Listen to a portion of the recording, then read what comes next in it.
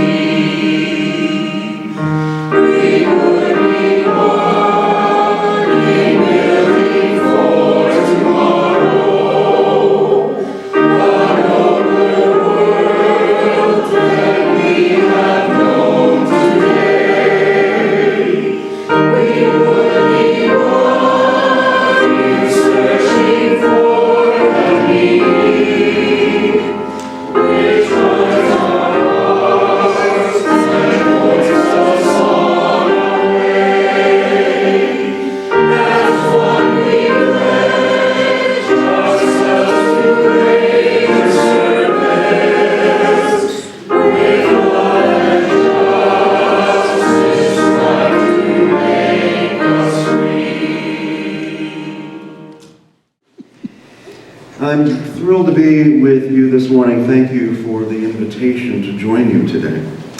As I mentioned earlier, Valentine's Day has been over for a while now, and you may have had more than your fill of candy hearts and the color pink. So I may be taking a risk here, talking to you this morning about love. But all the same, I'd like to unpack it a bit. Love is not just any one thing. As Walt Whitman once said of himself, I am large, I contain multitudes. So does love. I remember once when I was an undergraduate living in a co-ed floor in a large dorm. In the middle of her first year, one of the young women on the floor fell for a handsome, tall sophomore. But after a couple of months came the perhaps inevitable, painful breakup. What happened? I asked her. I realized that love wasn't enough, she replied. What do you mean? I learned that you need respect, too. To which I asked, I thought respect was part of love. In response, her eyes narrowed. She sort of looked down at me, and she looked at me like I would never understand anything. I don't know if any of you have been fans of Game of Thrones, but in that parlance, it would have been, Jon Snow, you know nothing. Years later, I continue to believe that love does include respect, but love has other facets to it as well.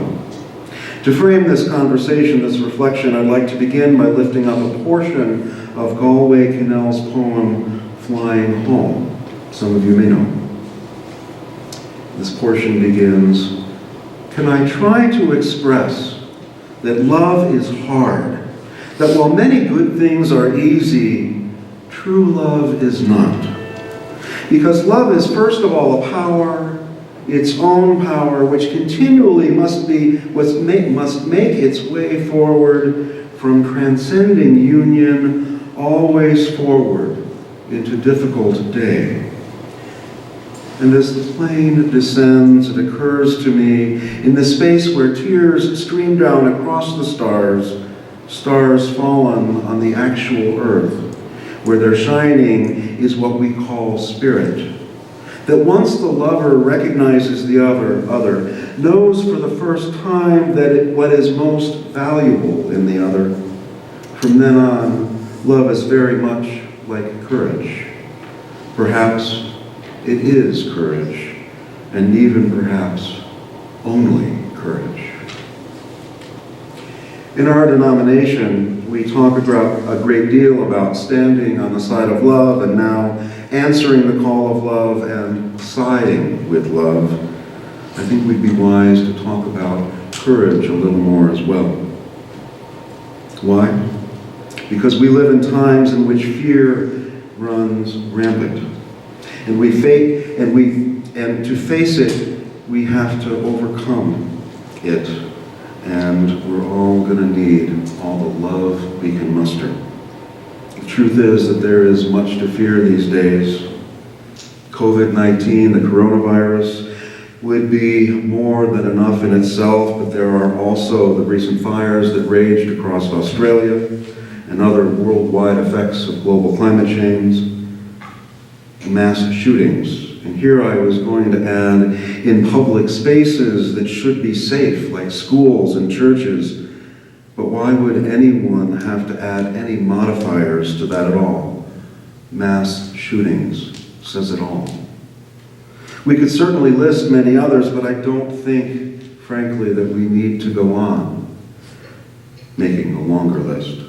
And of course, in all the examples we can think of, unreasoned fear only makes things worse. So when we talk about love, let's be willing to be specific and clear that we're not talking about pink hearts, as lovely as they may be.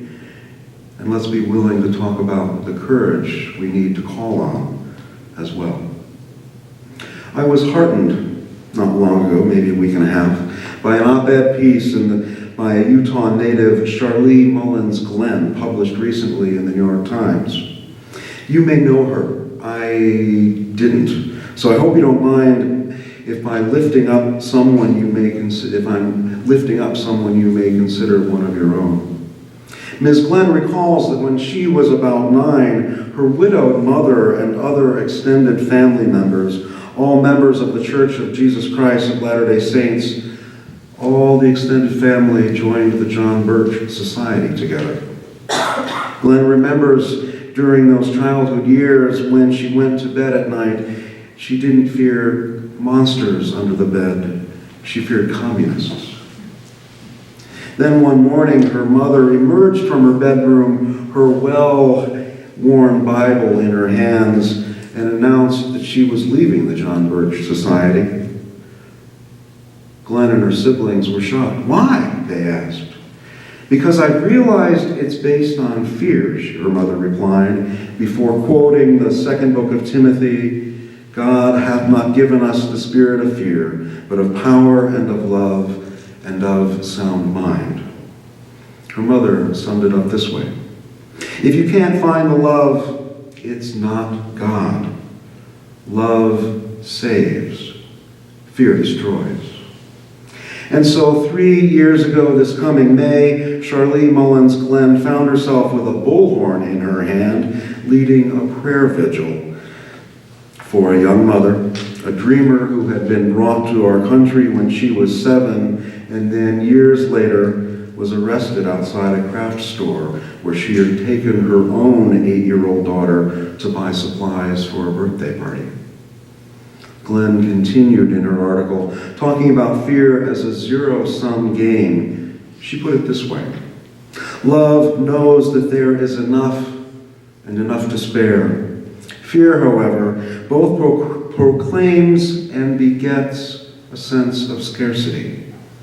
Love invites and welcomes abundance. This reminds me of the work of Harvard philosopher James Carse, who some years ago wrote about the difference between what he calls finite and infinite games. Finite games are those that have winners and losers. Finite games begin and they end. In contrast, the goal of what he calls infinite games are to keep on playing, primarily for the joy of playing. Football and baseball are finite games. Life can be seen as one too, although it also can be seen as and played as, lived as, an infinite game. And while sometimes that feels a little esoteric, I like the idea of life being lived and played as an infinite game. In ways I'm not sure I can adequately describe, remembering that the goal is to keep playing helps me do just that. Especially as courage does not always come easily. As I trust you understand at least as well as I do, courage isn't acting in the absence of fear. Courage is acting despite our fear. For well over a year now, my wife and I have been talking about our old hound dog, Ford. He was wearing his 12 and then 13 years less and less gracefully.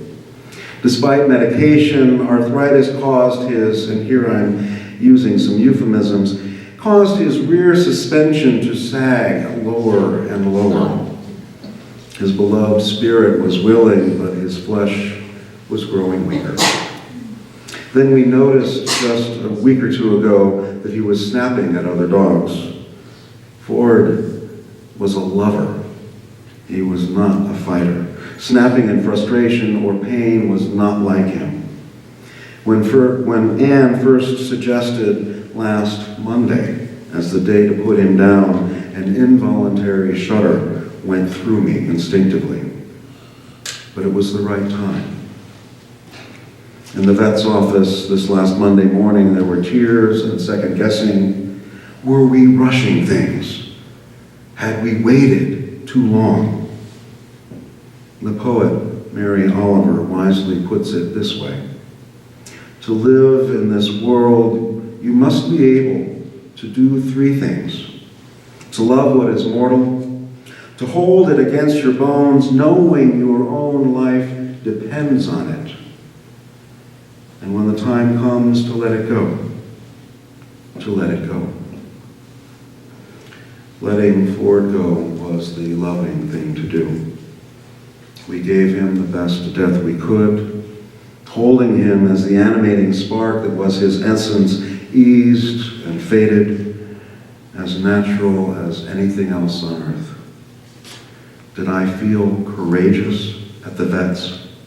Hardly. As I mentioned, there were mostly tears and second guessing. In the moment, courage is simply deciding to act. Courage is a label that comes later, if it comes at all. Now, a bit of caution. By all accounts, what it takes to put down an aged pet, no matter how beloved, is a far cry from facing the COVID-19 pandemic. Please don't hear me saying they're the same thing. And yet, doing what needs to be done in one case can and does help us face what needs to be done in other cases. In other words, courage can beget courage. Love can beget love. And love is the antidote to fear. It keeps us focused on making connections even as we make hard decisions. Love keeps us respecting others even though we may completely disagree with them. Love keeps us vested in the welfare of others as well as our own. Love keeps us open to the possibilities that abound. At the vets on Monday, Ann and I both talked about how the hardest part would be walking out of the vet's office without him. And it was. And then the woman who had left the office moments before us turned around and walked back toward us. We lost our Lizzie a few weeks ago, she told us. Can I give you both a hug? Yes, of course. So she did, and spoke some words of comfort and blessing to us from a faith tradition that was not our own. But it didn't matter. Blessings don't rely on any specific language or phrasing, set of words. She helped us re-enter the world, and for that I am so deeply grateful. What she gave us was an act of love. It was only a momentary thing, but it made all the difference. I hope that people like Charlene Mullins Glenn can help us remember that even as we don our screaming yellow Side with Love t-shirts, you know those, you got them here? Yes. I have to be careful, I have to check that out. Even as we don those screaming yellow t-shirts that 1 in 100 of us looks good in, we don't have a monopoly on love. And that we can learn if we open our hearts and ears and eyes that we have much to learn from others everywhere. And I hope that we continue to show up wearing those amazingly visible t-shirts. As a lifelong UU, for far too long we've kept our liberal light, if not exactly hidden under a bushel, at least extremely and consistently hard to find. We should never underestimate or hide what we have to offer. Because even if we don't use the language of finite and infinite games or zero-sum this or that in our everyday vocabulary, we know instinctively that life is not a zero-sum game. We know that there is enough and enough to spare. We know that fear, however, both proclaims and begets scarcity. And we know that love invites and welcomes abundance. As I opened with the poem, let me close with one as well. You may know this as well. Here is The Way It Is by William Stafford. There's a thread you follow. It goes among things that change, but it doesn't change. People wonder about what you're pursuing. You have to explain about the thread, but it is hard for others to see. While you hold it, you can't get lost. Tragedies happen, people get hurt or die, and you suffer and grow old. Nothing you can do stops time unfolding, and you don't ever let go of that thread. May love in all the senses of the world be that thread that we follow, and may we hold on to it with all the courage we can muster. Thank you.